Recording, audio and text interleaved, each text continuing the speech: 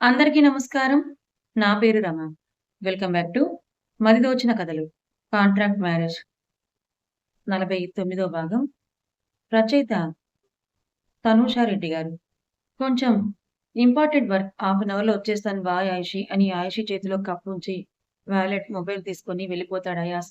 ఎవరై ఉంటారు ఫోన్‌లో అని ఆలోచిస్తూ ఉండిపోతుంది ఆయిషీ. సెల్ఫ్ డ్రైవ్ చేసుకుంటూ హాస్పిటల్‌కి రీచ్ అవుతాడు అయాస్. లోపలికి నడిచిన అతనికి డాక్టర్ ఎదురుగా వస్తే గుడ్ మార్నింగ్ సార్ అని అంటాడు.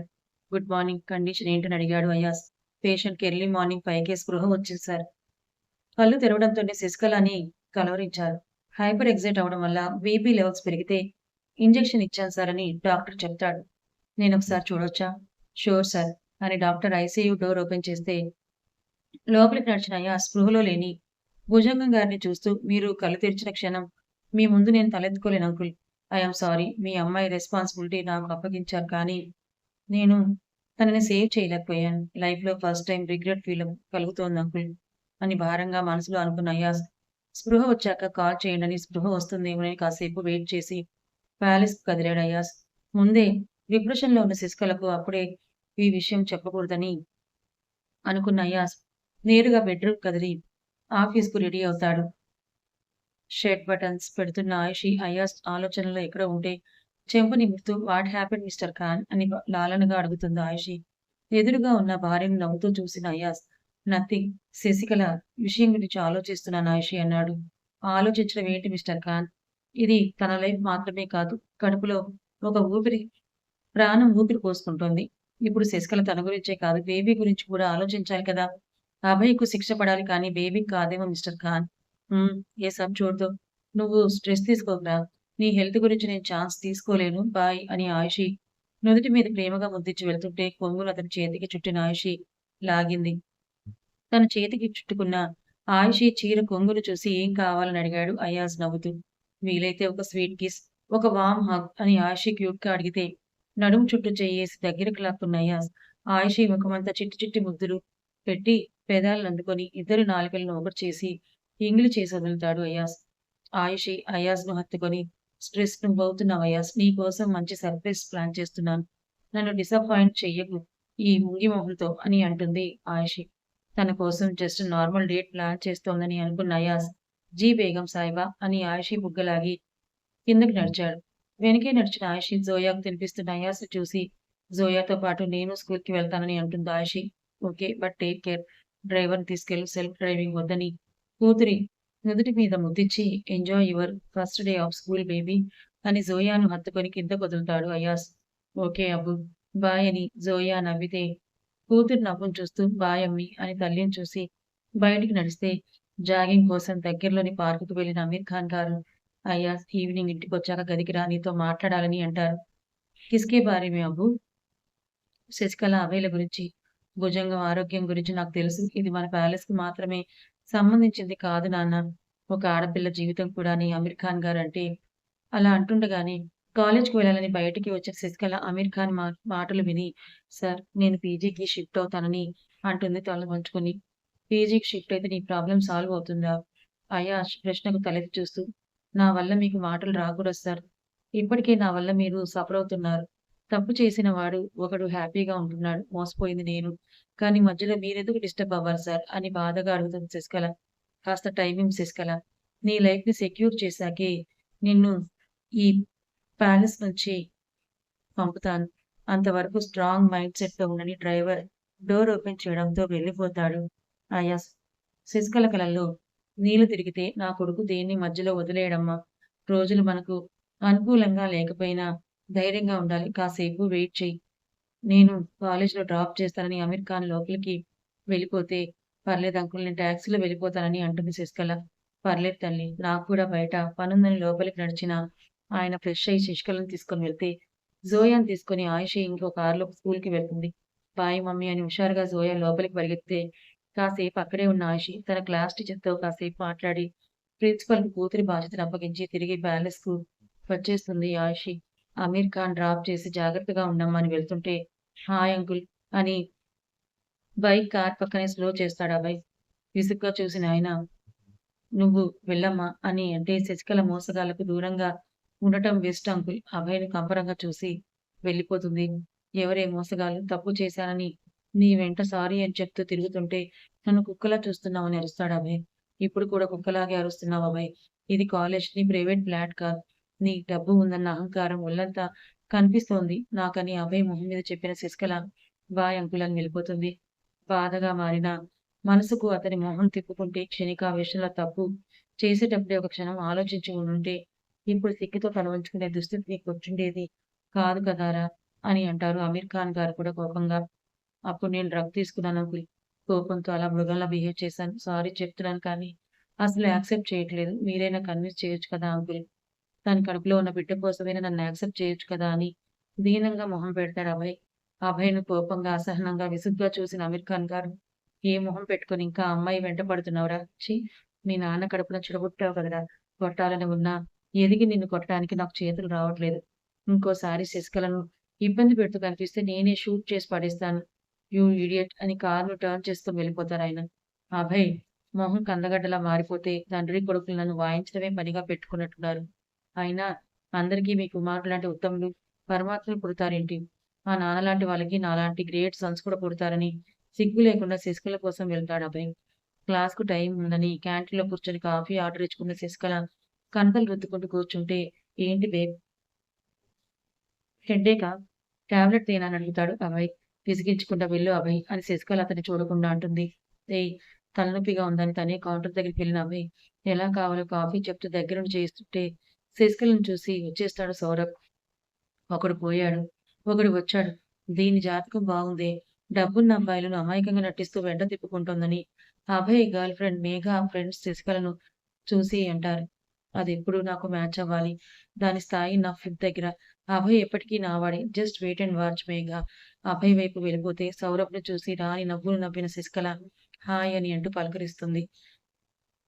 నీ హెల్త్ బాలేదని విన్నాను. ఇప్పుడెలా ఉంది శశికళ? అని సౌరభ్ అడిగితే, గుడ్ సౌరభ్ అని అంటుంది శశికళ. అభయ్ నీకోసం నేను వెయిట్ చేస్తుంటే నువ్వేంటిక్కడ?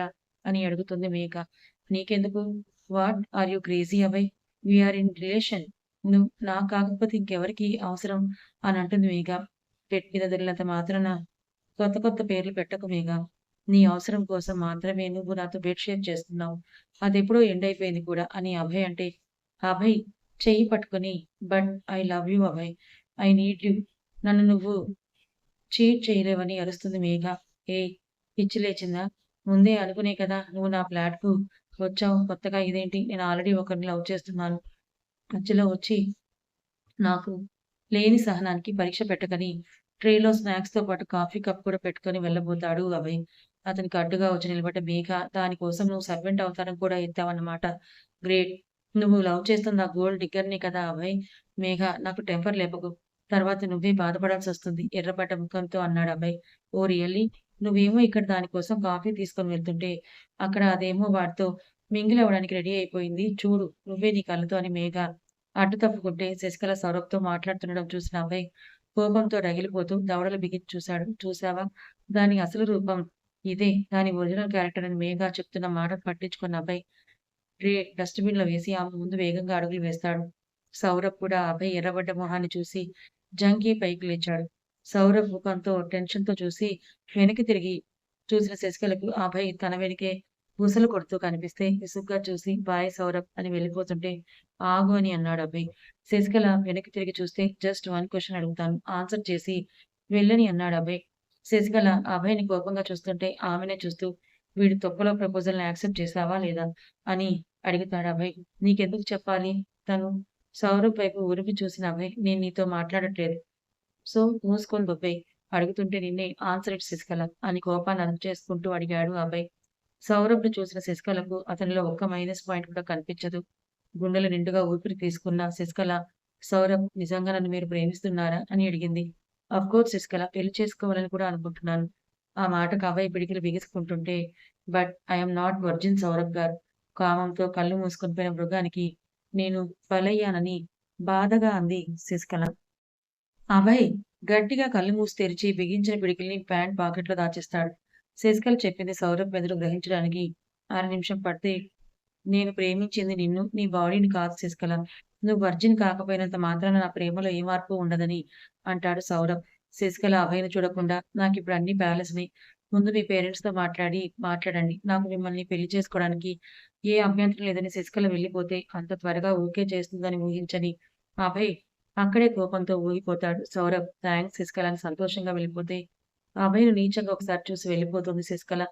టేబుల్‌ను కాలుతో తన్నిన అభయ్ చూస్తానే ఎలా వాడిని నువ్వు పెళ్లి చేసుకుంటావో, నీ కోసం మారాలని చూస్తున్న ప్రతిసారి నువ్వే నన్ను మరింతగా రాక్షసంగా మారుస్తున్నావు శశికళ అని పిడికిలి బిగించి వెళ్ళిపోతాడు అభయ్. ఈవినింగ్ వరకు కాలేజ్‌లోనే గడిపిన శశికళ కారును చూసి వెళ్తుంటే ఆమె ముందు అడ్డొచ్చి నిలబడ్డ అభయ్, శీలం పోయిందని చెప్పావు ఓకే. మరి నీ కడుపులో పెరుగుతున్న నా బేబీ గురించి ఏమి చెప్తావని అడిగాడు అభయ్. అసలు ఈ పాపమే నాకొద్దు Abhay. What do you mean Sasikala? I am gonna abort this baby. నీ నీడ నన్ను తాకుతుంటేనే ఒళ్ళంతా తేలు జల్లులు పాకుతున్న ఫీలింగ్ కలుగుతోంది నాకు. ఇంకా నువ్వు చేసిన దౌష్టికానికి పెరుగుతున్న ఈ పిండాన్ని ఎలా ఉంచుకుంటానని అనుకున్నావు? నాకీ బేబీ వద్దని శశికళ ఆవేశంగా చెప్పి వెళ్తుంటే, ఇంకా రూపం కూడా ఏర్పడని బేబీ మీద తన రక్తం అన్న కారణంతో మమకారం పెంచుకున్న అభయ్‌కు శశికళ మాటలు గట్టిగా తగులుతాయి. ఆమె చేతిని పట్టుకొని ఆపేశాడు అభయ్. వెనక్కి తిరిగి చూసిన శశికళకు అభయ్ కళ్ళనిండా గుబురు గడ్డల్లోకి జారుతున్న కన్నీరు కనిపిస్తే నేను తప్పు చేశాను. అందుకు ఏ శిక్ష వేసినా I am ready to face it. But don't do this Sasikala please అని దీనంగా అడిగాడు అభయ్. అభయ్ నుండి మొదటిసారి ఆమె ప్లీజ్ అన్న పదం వినడం, మొదటిసారి తనని వేడుకోవడం. చేతిని విసురుగా లాక్కొని నువ్వు చేసిన తప్పుకి పాపం నా కడుపులో పెరగడానికి వీల్లేదు అభయ్ అని వెళ్ళిపోతుంది శశికళ. ఒక్కడే రోడ్లో మిగిలిపోయిన అభయ్‌కు మనసు మీద ఎవరో బలంగా కొట్టినట్లు రంపంతో కోసినట్టుగా అనిపిస్తే తన కారును స్టార్ట్ చేసి రోడ్ మీద పరుగులు పెట్టిస్తాడు. ఎక్కడికి వెళ్తున్నాడో కూడా తెలియని అభయ్. ఇంటికొచ్చిన శశికళ ఎప్పటిలా జోయాతో ఆడుకుంటూ, భానుతో కబుర్లు చెప్పుకుంటూ గార్డెన్‌లో బిజీ అవుతుంది. లేట్‌గా ఇంటికొచ్చిన అయాజ్‌ని చూసి ఆయుషి ఎదురెళ్లి చేతిలోని బ్లేజర్‌ను, మ్యాక్‌బుక్‌ను తీసుకొని కాఫీ కోసం కిచెన్‌లోకెళ్తుంది. బెడ్‌రూమ్‌కి నడిచిన అయాజ్ ఫ్రెష్ అయ్యి ట్రాక్ మీదే బెడ్ మీద వాలిపోతే డ్యాడీ కోసం వెళ్ళిన బుజ్జిది తండ్రిని చూసి క్యా హువా డ్యాడీ అని అడుగుతుంది. ఆఫీసులో రాక్షసుడిలా కష్టపడిన అయాజ్ ఫుల్ టైర్డ్ అయితే కూర్చున్న ఈ బేబీ జస్ట్ హెడేక్ అని అంటాడు అయాజ్. మేమున్నా డ్యాడీ అని కిందకెళ్లి నజియా గారి గది నుంచి జెండు బాంబ్ తీసుకొని పరిగెత్తుకుని వెళ్ళిన జోయా తండ్రి తలను తన ఒడిలో పెట్టుకొని బాంబ్ రాసి నొక్కుతుంది. కూతురి ప్రేమకి మురిసిపోయిన అయాజ్ జోయా ఒడిలోనే నిద్రపోతే కాఫీ కప్‌తో వచ్చిన ఆయిషి ఇద్దరిని చూసి నవ్వుకుంటుంది. నేను చూస్తాను నువ్వు వెళ్లి ఆడుకోవే అని ఆయిషి అంటే డ్యాడీని జాగ్రత్తగా చూసుకో అమ్మీ అని వెళ్ళిపోతుంది జోయా కిందకు. ఈ డ్యాడీ పిచ్చేంటో దీనికి అనుకుంటూ ఆయిషి నగ్నంగా మెరుస్తున్న అయాజ్ వైపును చూసింది. ఉఫ్! నేను కంట్రోల్ తప్పేలా ఉన్నానని భర్త విశాల కండలను చూసి కింద పెదవిని కొరుక్కుంటుంది ఆయిషి. పిల్లో మీద తల పెట్టుకొని బోర్లా పడుతున్న పతిదేవ్ మహా ముద్దుగా కనిపిస్తే చీర కొంగును దోపుకొని కప్‌ని టేబుల్ మీదుంచి కబోర్డ్ నుంచి ఆయిల్ తీసుకొని హీటర్‌తో గోరువెచ్చగా వేడి చేసి బాసిన్ పట్టు వేసుకొని అతని పక్కనే కూర్చుంటుంది. వీపు మీద ఆయిల్ పోసిన ఆయిషి తన సుకుమారమైన చేతులతో అయాజ్ బలమైన, విశాలమైన వీపు నిమురుతూ మసాజ్ చేస్తుంటే హాయిగా అనిపించి పిల్లో పక్కకు తోసి ఆయిషి ఒళ్ళో తలపెట్టుకున్నాడు అయాజ్. నవ్వుకున్న ఆయిషి తలకు కూడా ఆయిల్ రాసి చేతి వేళ్లతో మర్దన చేస్తుంటే హాయిగా అనిపించి ఆయిషి పొట్టకు మొహం రుద్దాడు అయాజ్. చెక్కిలి గింతలు కనిపిస్తుంటే మిస్టర్ ఖాన్ మీరు కుదురుగా ఉండండని అయాజ్ ఒత్తైన జుట్టును కుదుళ్లతో సహా లాగుతుంటే అలసట మొత్తం వెళ్ళిపోతే నడుమును చుట్టుకొని భార్య ఒడిలోనే నిద్రలోకి జారుకున్నాడు అయాజ్. మెడ మీద, జబ్బల మీద మసాజ్ చేసేసరికి చేతులు నొప్పెడతాయి. ఒంట్లో ఉన్న ఎనర్జీ కూడా నిల్లవుతుంది. అయాజ్‌ను చూస్తే హాయిగా నిద్రపోతూ కనిపిస్తాడు. నుదుటి మీద ముద్దిచ్చి అయాజ్ మొబైల్ తీసుకొని ఒక చేత్తో తల నిమురుతూ, ఇంకో చేత్తో గ్యాలరీ ఓపెన్ చేసిన ఆయిషీ ఫోటోస్ చూస్తుంది. ఆల్మోస్ట్ అన్ని జోయావే ఎక్కువగా ఉంటాయి. తను ఫస్ట్ టైమ్ నడిచింది. ఇంట్లోనే అన్నప్రాసన చేసింది. తను మొదటిసారి డ్యాడీ అని పిలిచింది. అన్ని మెమోరీస్‌గా అలాగే దాచుకున్నాడు అయాజ్. ఈ కూతురి పిచ్చి ఏంటో అని కిందకి స్క్రోల్ చేసిన ఆయిషి తను కేరళలో ఉన్నప్పుడు నిండు గర్భంతో ఉన్నప్పుడు పిక్స్ కనిపిస్తే నవ్వుకుంటుంది ఆయిషి. మొబైల్ పక్క నుంచి అయాజ్ బరువును మోయలేక లేవబోతే వెన్ను పట్టుకొని వెనక్కి బెండ్ చేసిన అయాజ్ ఆమె నాభి మీ ఆమె మీద వాలి ఇలాగే ఉండు ఆయిషి మత్తుగా చెప్పి మీసంతో గుండెల మీద రాసి పళ్ళు తీసేశాడు అయాజ్. మిస్టర్ ఖాన్ అని ఆయిషి అరిస్తే ఎప్పుడు చూడనట్టు ఏంటి నీ అరుపులు అని కొంగును లాగేసి బ్లౌజ్ మీద మొహం అదిమి పడుకున్నాడు అయాజ్. అయాజ్ బరువుని మోస్తూ ఆయిషి కూడా చల్లటి ఏసీకి నిద్రలోకి జారుకుంటే ముందుగా అయాజ్‌కే మెలుకువ వస్తుంది. ఆయిషిని చూసి పైకి లేచిన అతను గుండెల మీద ఎర్రగా స్కిన్ అవ్వడం చూసి గోడకున్న క్లాక్‌లో టైం చూసి ఇంతసేపు నా వేడిని మూసిందా ఇది అని ఆయిషి పొట్ట దగ్గర చేతితో తడిమి ఎక్కడ నొప్పి అని అరుస్తుందో అన్న భయంతో ఆమెని చూస్తూ కూర్చుంటాడు అయాస్. అర్ధరాత్రి హైవే పక్కన డాబాలో దూరిన అభయ్ తెలియని మందు తాగుతూ శశికళను ఎలా తన సొంతం చేసుకోవాలని ఆలోచిస్తాడు. ఇంటి నుంచి కాల్ వస్తుంటే లిఫ్ట్ చేసిన అభయ్ డాడ్ అని మత్తుగా పిలిస్తే అభయ్ తాగావా? ఎక్కడున్నావురా? మీ అమ్మ చాలా టెన్షన్ పడుతుంది అభయ్ అని అంటారు అమరేంద్ర గారు. నేను ఔట్ ఆఫ్ సిటీలో ఉన్నాను డాడీ. మమ్మీ టెన్షన్ పడకండి చెప్పు. ఎర్లీ మార్నింగ్ వచ్చేస్తానని కాల్ కట్ చేసిన అభయ్ ఎంత తాగుతున్నాడో కూడా తెలియనంతగా తాగుతాడు. డాబా ఓనర్ పనివాడిని పంపితే సార్ అని అతను తట్టి లేపితే వాలెట్ చేతిలో పెడతాడు అభయ్ అతన్ని చూడకుండా. లిక్విడ్ క్యాష్ మొత్తం తీసుకొని కార్డ్స్ అలాగే ఉంచిన సర్వర్ వెళ్ళండి సార్. మీరొచ్చి చాలా సేపు అయిందని అంటాడు. నాకు తెలుసని తూలుకుంటూ కార్‌ను కీ ఎక్కడుందో వెతుక్కొని స్టార్ట్ చేసిన అభయ్ హై స్పీడ్‌తో డ్రైవ్ చేస్తూ ఇంటికి చేరుకునేసరికి 3 అవుతుంది. తన గదికి వెళ్తున్న కొడుకుని చూడగానే అమరేంద్ర గారికి, వసుధ గారికి ఊపిరి తిరిగొచ్చిన అమరేంద్ర గారు అభయ్ వైపే కోపంగా వెళ్తుంటే, వాడు తాగున్నాడండి. ఉదయం లేవగానే మాట్లాడదామని సర్ది చెప్తుంది వసుధ. అభయ్ తిరిగి లేచేది ఈవినింగ్ 4కు. లేవగానే తలంతా పగిలిపోతుంటే, షవర్ చేసి షర్ట్ వేసుకున్న అభయ్‌కు బటన్స్ పెట్టుకుంటుంటే ఛాతీ మీద ఆ రోజు పెరుగులాటలో శశికళ గోర్లతో రక్కడం వల్ల ఆ గుర్తులు అలాగే నల్లగా కమిలిపోయి కనిపిస్తే నిట్టూర్చి హాల్లోకొచ్చి మమ్మీ కాఫీ అని అరుస్తాడు. ఎదురుగా ఉన్న తండ్రి కొడుకుని కోపంగా చూస్తూ రాత్రి ఎక్కడికి చచ్చావురా అని కోపంగా అడిగితే ఏమో తెలియదు. వెళ్ళిన తర్వాత తెలిసింది బెంగుళూరు దాటి చాలా దూరం వచ్చేసానని. అక్కడే ఉన్న దాబాలో స్టే చేసి వచ్చేసరికి లేట్ అయింది. కేర్‌లెస్‌గా చెప్తాడు అభయ్. నిన్ను చూస్తుంటే ఎందుకు కన్నామా అని అనిపిస్తుంది అభయ్. ఇంత నిర్లక్ష్యం ఏంట్రా నీకు అని తండ్రి గడ్డి పెడుతుంటే అవేవీ పట్టించుకోడు అభయ్. వసుధ గారు కాఫీ చేతికివ్వకుండా టేబుల్ మీద ఉంచి నేను వెళ్తున్నానుండని భర్త వైపు చూస్తూ అంటారు. తల్లి మాట్లాడలేదని కోపంగా చూసి మౌనంగా అభయ్ కాఫీ తాగుతుంటే వెళ్ళు వస్తా. వెళ్ళే దారిలో జోయా కోసం స్వీట్స్, చాక్లెట్స్ తీసుకొని వెళ్ళని అమరేంద్ర గారంటే సరే అన్న వసుధ గారు తన పర్స్ తీసుకొని వెళ్తుంటే మమ్మీ ఎక్కడికి వెళ్తున్నావు అని అడుగుతాడు అభయ్. ప్యాలెస్‌కి రా. నజియా గారు ఎందుకో రమ్మని కాల్ చేశారు. చూసి కూడా చాలా రోజులవుతోంది వెళ్తున్నాను. నీకెందుకు ఈ వసుధ గారు నిష్ఠూరంగా అంటే నాకే కావాలని మనసులో అనుకున్న అభయ్ నేను వస్తాను మమ్మీ అని పైకి లేచి టీపాయ్ మీదున్న తన తండ్రి కార్ కీస్ తీసుకున్నాడు అభయ్. ఎందుకురా? నీ ముఖం చూడటానికి కూడా అక్కడెవరు ఇష్టపడరని అమరేంద్ర గారు అరిస్తే కన్న తండ్రికే నచ్చను. ఇంకెలా అక్కడ వాళ్ళకి నచ్చుతాను డాడీ అని అభయ్ వెళ్తే నీ కార్ తీసుకొని వెళ్ళురా అని అరుస్తారాయన వెనుక నుండి. డ్రైవర్ చేత సర్వీసింగ్‌కి పంపండి. రా మమ్మీ అని అభయ్ కార్ స్టార్ట్ చేస్తే అక్కడ కొడుకు ఏ అనర్థం సృష్టిస్తాడో అన్న టెన్షన్‌తో కార్‌లో కూర్చుంటారు వసుధ గారు. బయటకొచ్చి చూసిన అమరేంద్ర గారికి కొడుకు బురదలో కారును పోనిచ్చాడో, లేక కారు మీదే బురద వెళ్ళిందో అర్థం కానంతగా కారు రూపురేఖలు మారిపోయి కనిపిస్తే కొడుకుని తిట్టుకుంటూ డ్రైవర్‌కు కారు కీస్‌తో పాటు మనీ ఇచ్చి పంపుతారు. ప్యాలెస్‌కు వెళ్ళగానే జోయాని చూసి అభయ్ హాయ్ బేబీ అని ఎత్తుకొని ఒడిలో కూర్చోబెట్టుకొని జేబులో ఉన్న సిల్క్ చాక్లెట్ ఇస్తే జోయా చాక్లెట్స్‌కి పడిపోతుంది. అభయ్‌ను అసహనంగా చూసిన నజియా గారు రా వస్తా అని ఆమెను గదిలోకి తీసుకొని వెళ్లి సీరియస్‌గా ఏదో మాట్లాడుతుంటే అభయ్ ఎదురుగా ఏవో ఫైల్స్ చూస్తున్న ఆమీర్ ఖాన్ గారు చూసి హాయ్ అంకుల్ అని అంటాడు అభయ్. ఎందుకొచ్చావురా? అని ఆయన అరిస్తే ఇంటికొచ్చిన గెస్ట్‌కిచ్చే మర్యాద ఇదేనా అంకుల్? అని అభయ్ అంటే నువ్వు గెస్ట్ కాదురా రేపిస్ట్ అని అక్కడికొస్తాడు అయాస్. అభయ్ మొహం మాడిపోతే ఏంట్రా నీకిక్కడ పని? అని అయాస్ సీరియస్‌గా చూస్తే మమ్మీ తీసుకెళ్ళమని రిక్వెస్ట్ చేస్తే వచ్చానని అబద్ధం చెప్పిన అభయ్ శశికళ కోసం ఇల్లంతా కళ్ళతో జల్లెడ పడతాడు.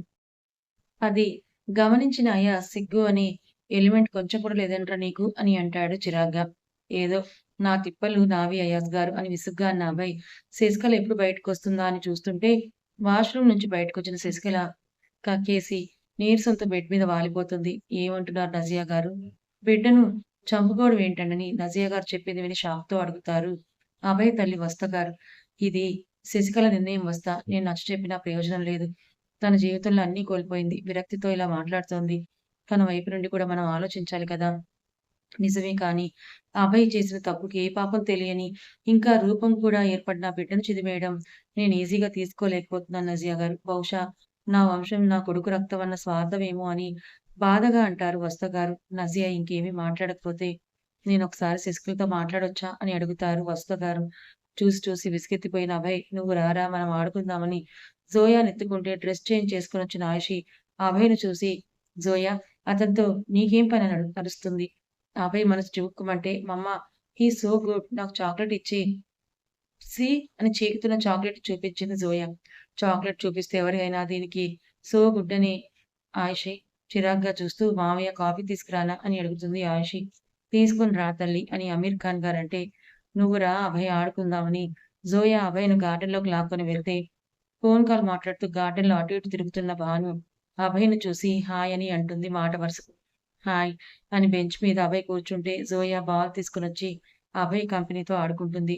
అమీర్ ఖాన్ గారికి కాఫీ ఇచ్చిన ఆయిషి, అయాస్ గారు తీసుకోండని ట్రే ముందుకు చాపితే, కప్ తీసుకుంటాడు అయాస్. తనెందుకు ఇక్కడికొచ్చాడు అయాస్ గారు? ఆంటీతో కలిసొచ్చాడు ఆయిషి. వస్తా ఆంటీ వచ్చారా?